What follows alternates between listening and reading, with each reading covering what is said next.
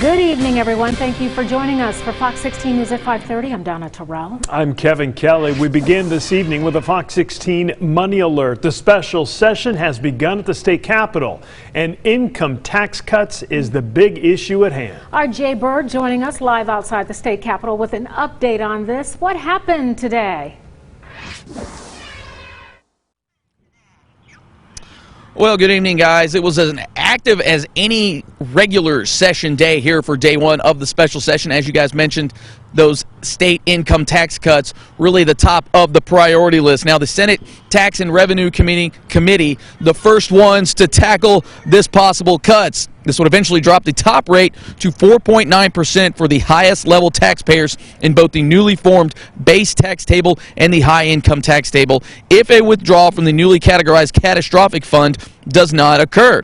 Lawmakers say this is a balanced cut for all income earners, but opponents say low income earners are not getting their fair share. Proponents, though, say the low income tax credit will help those earners not paying taxes more. Arkansans who make under $22,000 a year, which means 20% of the state, would see no benefit at all. Credits such as these are targeted tax relief that put hard-earned money back into the hands of working Arkansas taxpayers.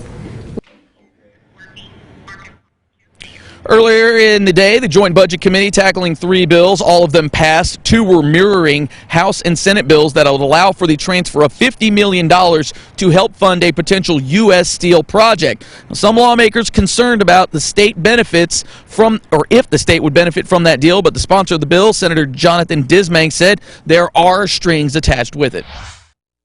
And obviously they've got a huge capital commitment that's going to be tied to it. There's clawbacks with this $50 million, so if they're not performing or they're not spending, their capital, then there's some clawback provisions for that. There's also an additional recycling tax credit bill working its way through both chambers in addition to that $50 million tax credit. Other issues being dealt with fairly quickly today were changes to who would qualify to be on the Tax Appeals Commission, the General Assembly having the ability to hire security, and the repealing of the insulin and LLC bills from this past regular session. Now, this afternoon, Jason Rapert filed a couple of things. He filed his Texas-style abortion bill, and he also filed a resolution that would allow for the special session to be extended by 15 days or up to 15 days. So not necessarily 15 days, but it could go that long. We will definitely see if that is something that the General Assembly would want to add to the call. So we'll definitely keep you updated here for at least the next 2 days as the special session does roll on. But for now, live from the state capitol, Jay Burt, Fox 16 News.